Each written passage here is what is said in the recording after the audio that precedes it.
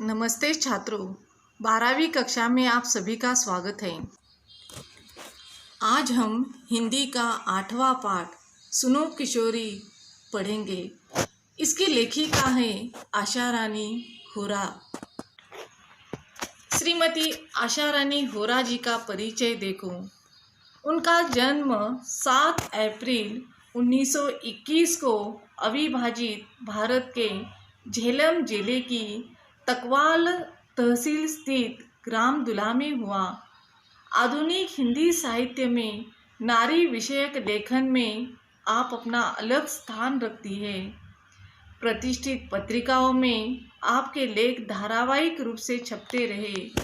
विभिन्न क्षेत्रों में अग्रणी रही महिलाओं के जीवन संघर्ष को चित्रित करना और वर्तमान नारी वर्ग के सम्मुख आदर्श प्रस्तुत करना आपके लेखन कार्य का प्रमुख उद्देश्य रहा है। आपकी रचनाओं ने लेखन की नई धारा को जन्म दिया है और हिंदी साहित्य में नारी विमर्श लेखन की परंपरा को समृद्ध किया है। आप अनेक प्रतिष्ठित पुरस्कारों से सम्मानित है। आपका निधन 2009 में हुआ। उनकी प्रमुख कृतियाँ भारत की प्रथम महिलाएं, स्वतंत्रता सेनानी लेखिकाएं, क्रांतिकारी किशोरी, स्वाधीनता सेनानी, लेखक, पत्रकार आदि। विधा परिचय। अनेक साहित्यकारों, महान राजनीतिकों द्वारा अपने परिजनों को भेजे गए पत्रों ने तत्कालीन साहित्यिक, सामाजिक, राजनीतिक, सांस्कृतिक स्थितियों का लेखा जोखा प्रखरता से प्रस्तुत किया है। इन पत्रों का कला पक्ष साहित्यिक कलात्मकता को स्पर्श कराता है। पाठ परिचय इस प्रकार का है। लेखिका ने अपनी इस नवीनतम पत्र शैली में किशोरियों की शंकाओं, प्रश्नों एवं दुश्चिंताओं का समाधान एक माँ, अंतरंग सहेली और मार्गदर्शिका के रूप में किया है। किशोरियों के हृदय में झाँक कर मित्रवत उन्हें उचित, अनुचित, करणीय, अकरणीय का बोध कराया है। हमारे देश की नई पीढ़ी पश्चिमी देशों से आ रहे मूल्यों और संस्कारों का अंधानुकरण करती जा रही है। हमारे देश की संस्कृति और परंपरा को काल बाह्य और त्याज्य मानकर उनकी अवहेलना कर रही है। आत्मनिर्भर हो जाने से युवक युवतियों का जीवन के प्रति बदला दृष्टिकोण, विवेकहीनता और जल्दबाजी में लिया जाने वाला निर्णय नई पीढ़ी का सौंदर्य जीवन का नष्ट करा देता है। लेखिका के अनुसार नए मूल्यों को भारतीय संस्कृति, परंपराओं और संस्कारों की भूमि पर उतार कर स्वीकारना होगा। यह एक पत्र है, अपनी बेटी के लिए माँ ने लिखा है, जो किशोर अवस्था में पहुंची हुई है। किशोर अवस्था वो होती है कि जिन बच्चों की उम्र 18 साल के आसपास होती है, तो ऐसी ही किशोर अवस्था में पहुंची हुई अपनी बेटी सुगंधा को माँ पत्र लिखती है और उसे कौन कौन सी बातें समझाती है, इसका सुंदर तरीके से वर्णन किया है। सुनो सुगंधा, तुम्हारा पत्र पाकर खुशी हुई। तुमने दो तरफा अधिकार की बात उठाई है, वह पसंद आई। बेशक जहाँ जिस बात से तुम्हारी असहमति हो, वहाँ तुम्हें अपनी बात मुझे समझाने का पूरा अधिकार है। मुझे खुशी होगी तुम्हारे इस अधिकार प्रयोग पर। इससे राह खुलेगी और खुलती ही रह जाएगी। जहाँ कहीं कुछ रुकती दिखाई देगी, वहाँ भी परस्पर आदान प्रदान से राह निकल जाएगी।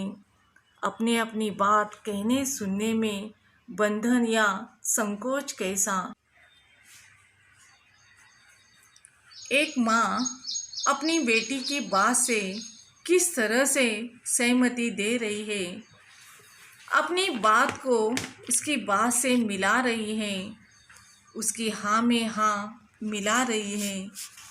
आजकल हम देख रहे हैं बच्चों की विचारधारा से माँ बाप की विचारधारा एकदम अलग होती है। यह पाठ इस तरह से दर्शाता है कि बच्चा अपनी माँ की सहमति पाने के लिए बोलता है और माँ किस तरह से सहमति रखकर अपने दृष्टिकोण रखती है। इस पाठ में सुगंधा नामक एक बेटी है और वो अपनी माँ से कुछ कहना चाह रही है। माँ उसका पत्र पढ़कर बहुत खुश हुई। वो सुगंधा से कहती है, तुम अपनी बात कह सकती हो, अपने विचार रख सकती हो। मैंने तो अधिकार की बात यूँ पूछी थी कि मैं उस बेटी की माँ हूँ जो जीवन में ऊंचा उठने के लिए बड़े ऊंचे सपने देखा करती है। आकाश में अपने छोटे छोटे डैनों को चौड़े फैलाकर देखो। माँ अपनी बेटी सुगंधा से बोल रही है, अपने पंख फैलाकर स्वतंत्रता रूपी आकाश में तुम उड़ सकती हो। तुझे पूरी तरह से स्वतंत्रता है। आगे देखो माँ क्या कहती है। धरती से बहुत ऊंचाई में फैले इन डैनों यानी पंखों को यथार्थ यानी सच्चाई से दूर समझकर भी मैं काटना नहीं चाहती, केवल उनकी डोर मजबूत करना चाहती हूँ कि अपनी किसी ऊंची उड़ान में वे लड़खड़ा न जाए। इसीलिए कहना चाहती हूँ कि उड़ो बेटी उड़ो, पर धरती पर निगाह रख कर। कहीं ऐसा न हो कि धरती से जुड़ी डोर कट जाए और किसी अनजाने अवांछित यानी इसका अर्थ है जिसकी हम इच्छा नहीं करते हैं, ऐसे ठिकाने पर स्थल पर गिरकर डैने क्षत विक्षत हो जाए। क्षत विक्षत इसका अर्थ है छिन्न विच्छिन्न हो जाए। ऐसा नहीं होगा क्योंकि तुम एक समझदार लड़की हो, फिर भी सावधानी तो अपेक्षित है ही। माँ यहाँ बोल रही है कि मैं अपनी बेटी की उड़ान को रोकना नहीं चाहती, बल्कि उसकी उड़ान को और मजबूत बनाना चाहती हूँ, क्योंकि वो लड़खड़ा न जाए, वो रुक ना जाए, कोई रुकावट उसके मार्ग में ना आए। इसीलिए कहना चाहती है, उड़ो बेटी उड़ो, पर उड़ते समय धरती पर हमेशा निगाह रखो। मैं आपको यहाँ एक उदाहरण देती हूँ कि जब पतंग भी आकाश में उड़ता है तो उसकी डोर यानी मांझा किसी ना किसी के हाथ में होता है। जैसे ही मांझे से डोर टूटती है तो वह पतंग जमीन पर आकर गिरता है। तो इसी तरह से एक माँ है, वो अपनी बेटी को कहती है, तुझे भी इसी तरह से धरती से यानी अपने माँ बाप से जुड़े रहना चाहिए। अपनी संस्कृति से जुड़े रहकर अपनी उड़ान को भरना है।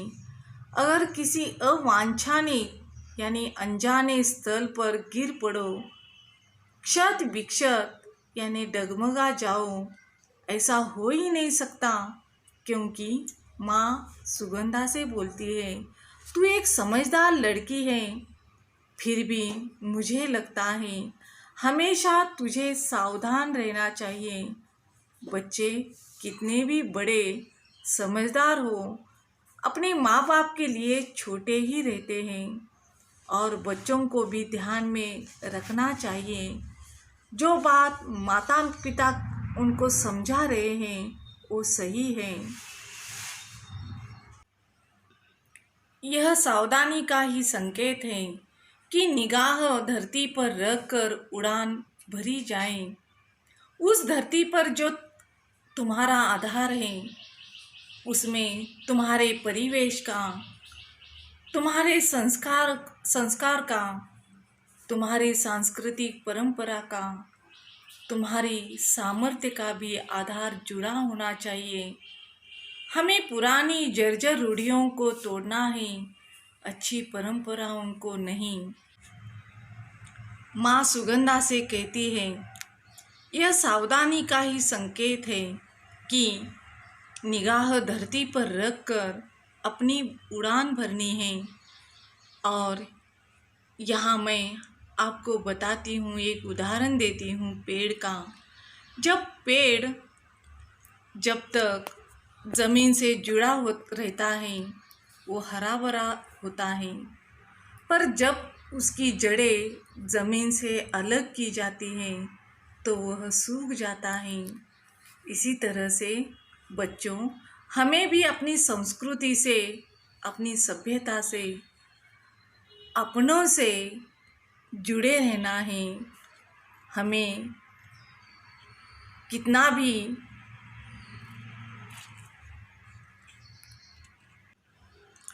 ऊंचा उड़ना हो, बड़े होना है, कितने भी बड़े पोस्ट पर जाना है, फिर भी अपनी सभ्यता से जुड़े रहना है।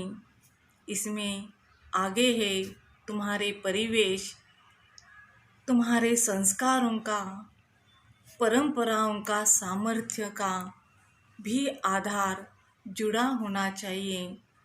ये दिखावे के लिए नहीं, सच्चे रूप से अपनी संस्कृति परंपरा से तुम्हें जुड़े रहना चाहिए। और हमें पुरानी जर्जर रूढ़ियों को तोड़ना है। माँ बोल रही है, अच्छी परंपराओं को नहीं तोड़ना है। देखो, समाज में ऐसे भी लोग हैं, भारतीय कल्चर को क्या कहते हैं। देखो, क्या हमारा भारतीय कल्चर है, कभी कभी हम ऐसा सुनते हैं, लेकिन हम ऐसा मानते हैं, पर मैं ऐसा नहीं मानती। जो हमारी परंपरा है ना, वो सर्वोच्च है, लेकिन कहीं कहीं समाज में ये स्वीकारा नहीं जाता कि ये जर्जर पुरानी हो चुकी है, तो उसे तोड़ना है, अच्छी परंपराओं को नहीं। जो हमारी परंपरा है ना, वो सर्वोच्च है, श्रेष्ठ है। कहीं कहीं समाज यह सोचता है कि यह बिल्कुल पुरानी हो चुकी है, तो उसमें थोड़ा बदलाव करना चाहिए। पर देखो ना, हमारी परंपरा है, वो हमें संभाल कर रखनी है। माँ सुगंधा से बोलती है, परंपरा और रूढ़ी का अर्थ समझती हो ना तुम? नहीं, तो इस अंतर को समझने के लिए अपनी सांस्कृतिक आधार से संबंधित साहित्य अपने कॉलेज पुस्तकालय से खोज कर लाना, उसे ज़रूर पढ़ना। यह आधार एक भारतीय लड़की के नाते तुम्हारे व्यक्तित्व का अटूट हिस्सा है। इसीलिए देखो बच्चों, जैसा कि मैंने पहले भी बताया है कि इस पाठ में माँ अपनी बेटी सुगंधा को कह रही है, उनके बीच में बातें हो रही है, वह भी एक पत्र के माध्यम से। पत्र में माँ अपनी बेटी को समझा रही है और उसके पत्र को पढ़ रही है। यहाँ पर बातें आती हैं परंपरा और रूढ़ी की। माँ बोल रही है कि इन दोनों शब्दों का अर्थ तो तुम समझती हो? सुगंधा को प्रश्न करती है कि स्वयं उसका अर्थ स्वयं को वो बोलती है और वो अपने को समझाती है। अर्थात माँ को ऐसा लग रहा है कि उसकी बेटी जो है वह परंपरा और रूढ़ी का अर्थ नहीं समझ पा रही है। यह परंपरा और रूढ़ी क्या होती है? आप लोग समझते हैं क्या? क्या अर्थ होता है इसका? समझ रहे हैं तो ठीक है, अगर नहीं समझ रहे हैं तो आगे मैं स्पष्ट करा देती हूँ, आप लोगों को भी समझ में आएगा। तो यहाँ पर सबसे पहले माँ बोलती है, अगर तुम्हें समझ में नहीं आता है तो अपने सांस्कृतिक आधार वाले पुस्तकालय में जाओ। पुस्तकालय यानी लाइब्रेरी में जाओ। वहाँ पर जाकर ऐसी पुस्तक ढूंढो जहाँ पर इसका अर्थ तुम्हें समझ में आ सके, जिसका अर्थ तुम समझ सको। और इन सभी बातों को समझना और पढ़ना एक भारतीय लड़की के लिए उसका आधार होता है, शिलाधार भी होता है, एक ज़रूरी धारा होती है। यह जानना तुम्हारे व्यक्तित्व के लिए आवश्यक है, इसीलिए तुम्हें जानना आवश्यक है। फिर उसके बाद माँ बोल रही है,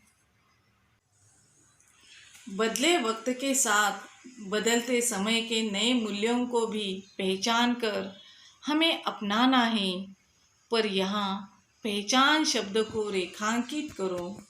बिना समझे, बिना पहचाने कुछ भी नया अपनाने से लाभ के बजाय हानि उठानी पड़ सकती है। माँ यहाँ बोल रही है, समझा रही है सुगंधा को, दिन ब दिन समय किस तरह से बदल रहा है तो हमें वही नहीं रुकना है, तो समय के साथ आगे बढ़ना है। अपने विचारों को परिवर्तन में लाना है, अपनी सोच बदलनी है। लेकिन हाँ, बदलना तो है हमें, लेकिन अपनी परंपराओं को ध्यान में रखते हुए, अपनी संस्कृति को अपनाते हुए। फिर यहाँ माँ बोल रही है कि यहाँ पर पहचान शब्द रेखांकित करो। पहचान शब्द रेखांकित करो। बिना समझे, बिना पहचाने कुछ भी नया अपनाने से लाभ की बजाय हानि पहुंचा जा सकती है। जी, यहाँ पर मैं भी सहमत हूँ कि कोई भी काम बिना सोचे, बिना समझे शुरू कर देना उचित नहीं है, तो कभी कभी पछताना पड़ जाता है। तो बच्चों, जीवन में हमेशा यह ध्यान में रखना, अगर कोई कार्य शुरू करना है तो आपको पहले विचार करना है, अपने बड़ों से उसकी राय लेनी चाहिए। यही ठीक शब्द में माँ बोल रही है, पहचान। इस शब्द को रेखांकित करना मतलब अपने मन में बीन लो, ठान लो, बिना पहचान के कोई भी काम नहीं करना। जिस बारे में तुम नहीं जानते हो, नहीं पहचानते हो, तो वो नहीं करना है। और जो चीज़ के लिए मार्गदर्शन करना है, आगे बढ़ना है, वो ठीक तरह से समझ लेना चाहिए। तो बाद में ऐसा नहीं करोगे तो पछताना पड़ सकता है, नुकसान भी उठाना पड़ सकता है।